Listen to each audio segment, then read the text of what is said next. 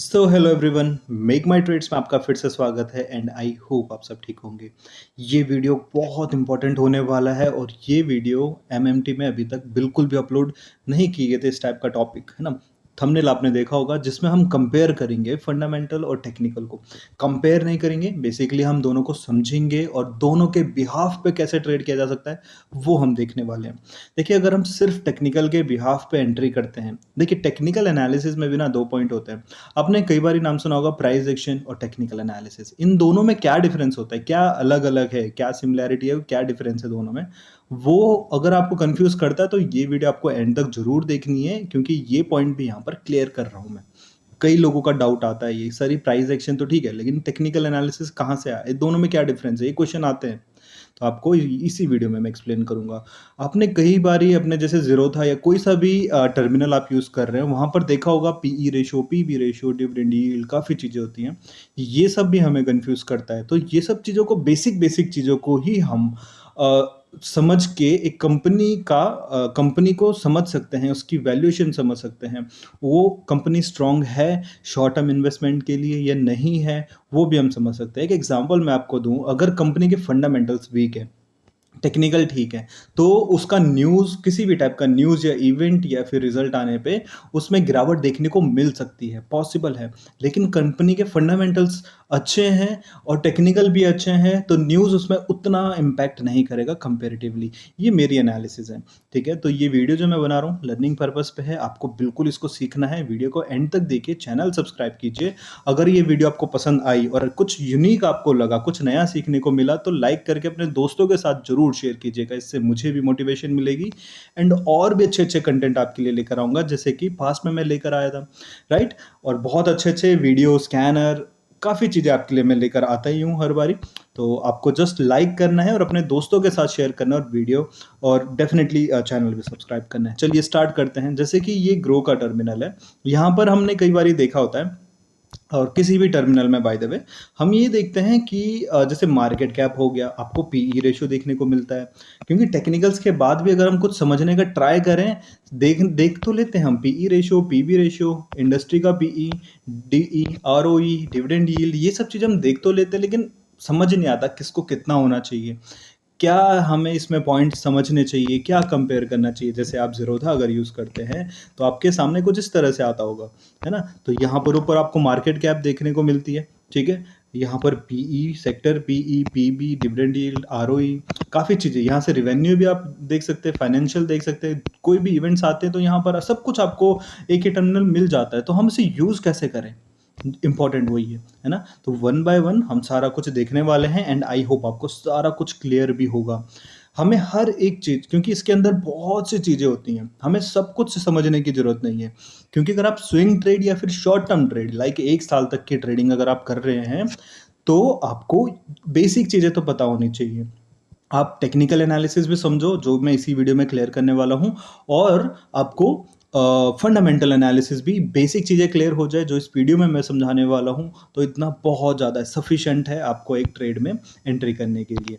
Start करते हैं PE ratio से, ठीक है। पीई क्या होता है, प्राइस टू अर्निंग, जैसे हम नाम आप देख सकते हैं, प्राइस टू अर्निंग।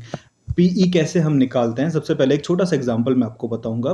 जैसे कि कंपनी का नेट प्रॉफिट आया कि 1000 करोड़ का नेट प्रॉफिट है। टोटल हमने शेयर्स देखे कि 10 करोड़ हमारे पास शेयर्स भी है कंपनी का।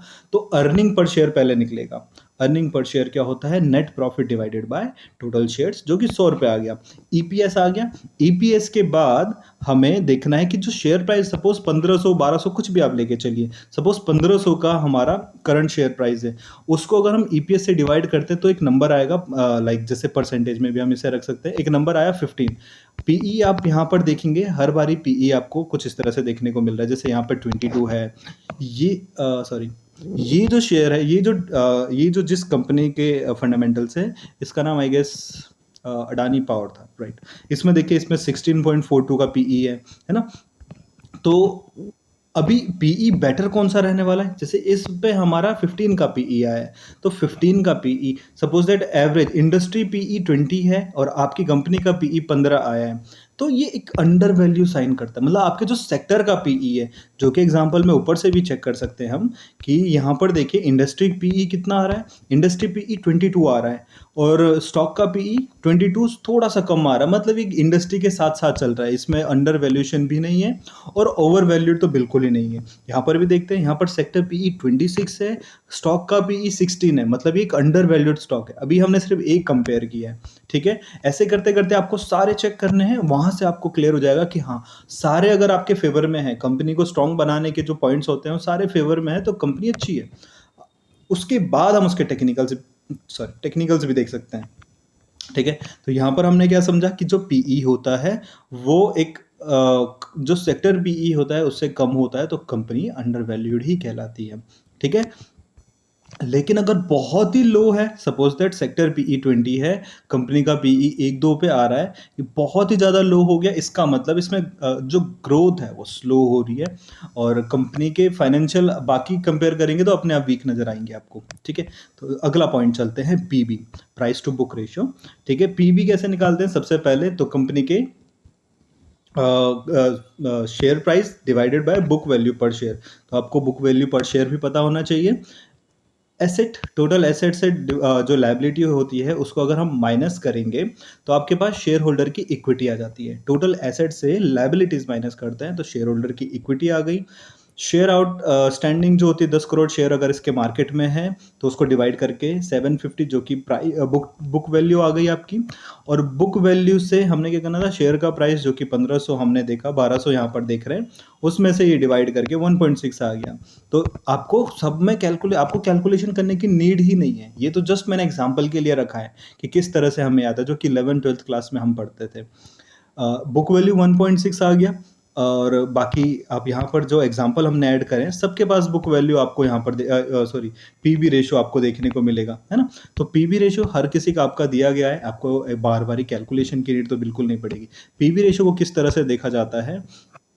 जो पीबी रेशियो होता है that should be less than 1 can indicate a bargain. अगर एक से नीचे का आपका पीबी रेशियो है, इसका मतलब सिंपली ये हो रहा है कि जो स्टॉक है उसमें एक पोटेंशियल है, ठीक है। एक से नीचे आपका पीबी रहेगा तो कंपनी में पोटेंशियल आपको नजर आएगी, ठीक है। जैसे कि यहाँ पर आ रहा है पीबी रेशियो 5.42, ठीक है, बहुत ज़्यादा हो गया। इसमें 4.78, इसमें भी ज़्यादा हो गया।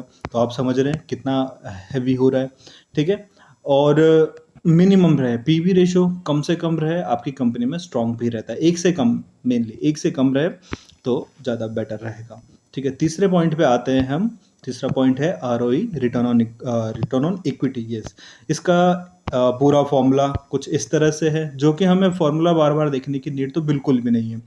अब रिटर्न ऑन इक्विटी का मतलब क्या है कि जो मैनेजमेंट है ना, वो शेयर होल्डर के पैसे को किस तरह से यूज कर रहा है प्रॉफिट अर्न करने के लिए। मतलब इक्विटी यानी कि शेयर होल्डर का पैसा, और उसमें रिटर्न किस तरह से आ रहा है। तो पूरे फॉर्मूले के बाद ये आया कुछ।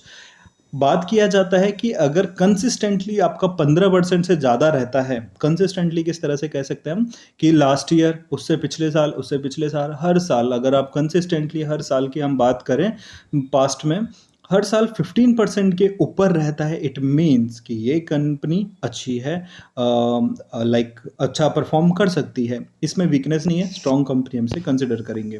15% का आपका आरओई आना चाहिए और उससे ऊपर रहना चाहिए। एक बार ये हम यहाँ पर चेक करते हैं, इसमें आरओई 22% आ रहा है, परफेक्ट है। लेकिन सिर्फ इतना नहीं देखना, आपको पास्ट का रिजल्ट भी देखना है कि पास्ट ईयर्स में कितना इसका आरओई हो रहा था। यहाँ पर आरओई 30% है, परफेक्ट। कंसिस्टेंटली अगर इस रेशियो के ऊपर रहे, 15% के ऊपर रहे तो परफेक्ट है, ठीक है। इसका अगला पॉइंट आता है debt to equity ratio. Formula आप देख सकते हैं। डेट टू इक्विटी होता क्या है, जैसे कि लाइक इसका मैं आपको सिंपली बताता हूं कि एक कंपनी जो है वो, उसके पास एक तो डेट भी होगा, थोड़ा बहुत कर्जा, loan amount versus share holder का पैसा, ठीक है। तो इसका मतलब डेट टू इक्विटी का मतलब सिंपली ये होता है कि कंपनी ज़्यादा यूज़ क्या कर रही है, शेयर होल्डर का पैसा यूज़ कर रही है, या फिर शेयर होल्डर के पैसे में से, या फिर डेट को ज़्यादा यूज़ कर रही है, ये सिंपली देखना है। अगर शेयर होल्डर का रुपए है, एक शेयर होल्डर का पैसा है, तो उसमें उसके कंपेरिजन में क्या वो पूरा 1 रुपए डेट भी यूज हो रहा है, या फिर 0.6 रुपए डेट यूज हो रहा है, या या फिर 0.5 डेट यूज़ हो रहा है, वो सब हमें यहाँ पर कैलकुलेशन के थ्रू निकलता है, ठीक है। तो आपको यहाँ पर लास्ट पॉइंट ये आ रहा है सिंपली कि 1 से नीचे ही रहना, बिलो 1 इज़ कंफर्टेबल होता है। कंपनी स्ट्रॉन्ग, इसका मतलब 1 से नीचे रहने का मतलब डेट कम यूज़ हो रहा है, जितना कम होगा, अगर 0.5 होगा इसका मतलब है कि डेट 50% यूज़ हो रहा है, बाकी 50%, बाकी आउट ऑफ 1 है ना, आउट ऑफ 1 जो हमारे शेयर होल्डर का पैसा है। इसी तरह से आप इसको देख सकते हैं, 1 से नीचे रहना फाइनल कंक्लूजन आता है आपका। और जो बड़ी, जिस कंपनी में कैपिटल ज़्यादा यूज़ होता रहता है, उसका 1 से ज़्यादा अगर होता भी है तो उसको हम संभाल सकते हैं, जैसे कि यूटिलिटीज़ की कंपनी हो गई या फिर एयरलाइंस की कंपनीज हो गई, ठीक है। ओके, लास्ट पॉइंट ये आता है हमारा डिविडेंड यील्ड। और डिविडेंड यील्ड क्या होता है, आपको सिंपली में आपको इस लैंग्वेज में बताया जाए कि जो हर साल डिविडेंड दिया जाता है और वो हमारा शेयर प्राइस के कितना परसेंट है, सिंपल डिविडेंड यील्ड। इसका जो हमारा फाइनल कंक्लूजन आता है, जो अच्छा डिविडेंड यील्ड होना चाहिए, डिविडेंड यील्ड ज़्यादा से ज़्यादा रहना चाहिए, और जो बेस्ट होता है, जो हाई डिविडेंड यील्ड होता है, वो 5 to 6% रहता है।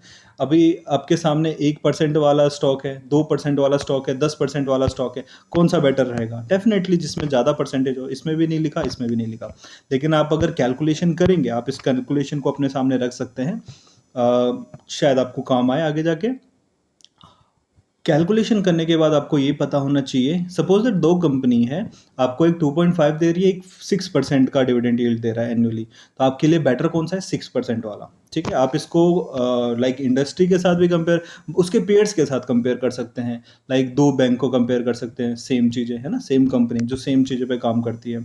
तो इस तरह से आप फंडामेंटल चेक कीजिएगा। ये 5 पॉइंट 6 पॉइंट जितने भी हमने डिस्कस किए, ये सफिशिएंट है हमारे फंडामेंटली किसी स्टॉक को समझने के लिए। इसके अंदर बहुत सी चीज़ें आती हैं, ठीक है। इसके अंदर शेयर होल्डर भी आएगा, इनका कितना पैसा है, कितना पैसा कहाँ से डाइवर्ट हो रहा है, कितना डाइवर्जन है इसके पैसों में, कहाँ का इनकी इन्वेस्टमेंट भी है, कितना इनका सेल हो रही है ईयर ऑन ईयर, ठीक है, एबिटा हो गया, बहुत सी चीज़ें होती है इसके अंदर, लेकिन हमें सब कुछ नहीं देखना। हम इतनी चीज़ें भी समझ लें और प्लस इसके साथ टेक्निकल एनालिसिस भी कंपेयर कर लें, तो बहुत ही स्ट्रॉन्ग आप कंपनी, एक अच्छी कंपनी आप बेसिकली पिक कर सकते हो। पॉइंट आता है टेक्निकल एनालिसिस। टेक्निकल एनालिसिस हमारा अगला पॉइंट है, और इसमें मैं आपको ये चीज़ समझाऊंगा कि जो टेक्निकल एनालिसिस है ना, इसको 2 पार्ट में देखा जाता है, प्राइस एक्शन और इंडिकेटर्स के प्राइस में। दोनों पार्ट में देखा जाता है। अभी आपको ये क्लियर हो चुका होगा कि क्या होता है प्राइस एक्शन और टेक्निकल एनालिसिस के बीच का डिफरेंस। प्राइस एक्शन क्या होता है, मैं हर बार ही कहता हूँ कि action of price is price action, ठीक है। और जो प्राइस एक्शन है ना, इसी से बाकी चीज़ें फॉर्म हो रही है। और प्राइस एक्शन के मेन जो सबसे पहला स्टेप क्या होता है, जब प्राइस एक्ट करता है, मूव कर रहा है, जैसे प्राइस की मूवमेंट, मॉर्निंग में कोई स्टॉक 100 रुपये पे खुला, हाई मारा, लो मारा, क्लोजिंग कहीं पर जाकर हुई, पूरा दिन की जो मूवमेंट है वो प्राइस एक्शन ही है। उसी से क्या फॉर्म हो रहा है, कैंडल फॉर्म हो रही है। उसी से आगे मतलब डे बाय डे क्या क्या फॉर्म होता रहता है, सपोर्ट रेजिस्टेंस यानी कि लेवल्स आपके फॉर्म हो रहे हैं, ट्रेंड लाइन, चार्ट, चैनल, सब कुछ आपके सिर्फ प्राइस के एक्शन से फॉर्म होता है। That's why it's a price action, ठीक है।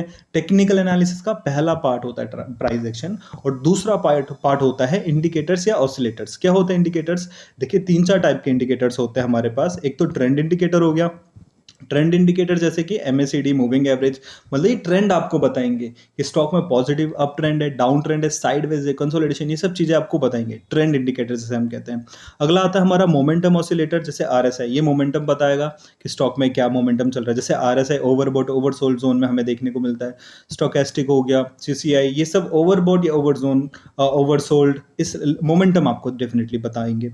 वॉलेटिलिटी टूल्स जैसे बोलिंजर बैंड होता है, अगर स्टॉक में बिल्कुल भी वॉलेटिलिटी ना हो तो ये स्क्वीज हो जाता है, वॉलेटिलिटी आनी स्टार्ट होती है, मोमेंट आनी स्टार्ट होती है तो ये वाइड हो जाता है, ठीक है। वॉल्यूम बेस्ड जैसे VWAP हो गया, ये इंट्राडे में यूज किया जाता है, ठीक है। तो इस तरह से आपके इंडिकेटर्स एंड प्राइस एक्शन दोनों को अगर हम कंबाइन किया जाए तो वो टेक्निकल एनालिसिस कहलाती है, ठीक है। इसको भी हम थोड़ा बहुत समझ सकते हैं। एंड इससे पहले मैं जरूर ये पॉइंट कहना चाहूँगा आपको कि अगर आप स्विंग ट्रेड या BTST ट्रेड या इंट्राडे ट्रेड सीखना चाहते हैं तो डिस्क्रिप्शन बॉक्स में हमारे टेलीग्राम चैनल का लिंक है, आप आइए, हमसे जुड़िए, हमारे कोर्सेज लीजिए, जिसमें आपको लाइफ टाइम मेंबरशिप दी जाती है 1 टाइम फीस के साथ, कोई हिडन और एक्स्ट्रा चार्जेस नहीं रहते हैं। आपको मेंबरशिप ग्रुप भी दिया जाता है, अनलिमिटेड क्लासेस हमारी होती है, ठीक है? एंड ग्रुप में हम चार्ट भी डिस्कस करते हैं मेंबर्स के साथ मिलके, ठीक है? तो आप चाहो तो जॉइन कर सकते हैं, लिंक डिस्क्रिप्शन बॉक्स में है। कुछ चार्ट देखते हैं, चार्ट पे मैं आपको कुछ पॉइंट्स, ये सब पॉइंट्स एक्सप्लेन भी करता हूँ, बेटर रहेगा, राइट? चलिए।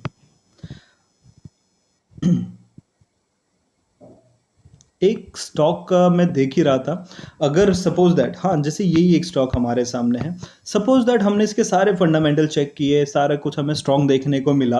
अब हमें क्या करना है, हमारा अगला स्टेप होता है टेक्निकल समझने के लिए। देखिए प्राइस के मूवमेंट से हमें क्या क्या देखने को मिल रहा है। ये देखिए यहाँ पर एक रेजिस्टेंस है, रेजिस्टेंस है, रेजिस्टेंस है, सपोर्ट है, सपोर्ट है, सपोर्ट है, सपोर्ट है, सपोर्ट है। तो प्राइस मूव हो रहा है, हमें सपोर्ट, रेजिस्टेंस, ये सब चीज़ें देखने को मिल रही है। अगर इन दोनों को एक साथ कंबाइन किया जाए तो चार्ट का फॉर्मेशन भी हो गया, जिसे हम डबल टॉप कहते हैं। यहाँ पर एक बॉटम बना हुआ है, यहाँ पर बॉटम बना हुआ है, तो सारा कुछ आपके प्राइस के हिसाब से ही देखने को मिल जाता है। आप यहाँ पर इंडिकेटर्स लगाएंगे, तो जैसे ये एफएक्स कर आपके इंडिकेटर्स का पार्ट रहेगा। इंडिकेटर्स आप यहाँ से लगा सकते हैं, ठीक है? यहाँ पर आपके पास सारे इंडिकेटर होते हैं, जैसे मूविंग एवरेज हो गया, pivot point, super trend, volume, कुछ भी आप चाहो तो ऐड कर सकते हैं यहाँ पर, ठीक है? जैसे यहाँ से मैंने इसको हटाया, देखिए नीचे वॉल्यूम हमारा ऐड हो चुका है, आप देख सकते हैं ना, वॉल्यूम ऐड हो गया। ये जो इंडिकेटर्स है ना, ये प्राइस एक्शन का पार्ट बिल्कुल नहीं होता। ये जो पार्ट होता है, ये टेक्निकल एनालिसिस का पार्ट होता है, जो कि अभी हमने सीखा। आई होप आपको कभी भी इसमें कोई कंफ्यूजन नहीं होने वाला। अभी बात करते हैं, सपोज दैट हमने इस स्टॉक के सारे फंडामेंटल्स चेक किए और हमें स्ट्रॉन्ग लगा, तो अब हमें इसमें प्राइस एक्शन कैसे कंपेयर करना है, ठीक है? प्राइस एक्शन के हिसाब से हमें एंट्री करनी होती है, फंडामेंटल के हिसाब से हमारा स्टॉक सिलेक्शन किया जा सकता है, ठीक है? और अगर आप चाहते हैं कि इस फंडामेंटल का मैं स्कैनर भी क्रिएट करूं, तो let me know in the comment section, ठीक है?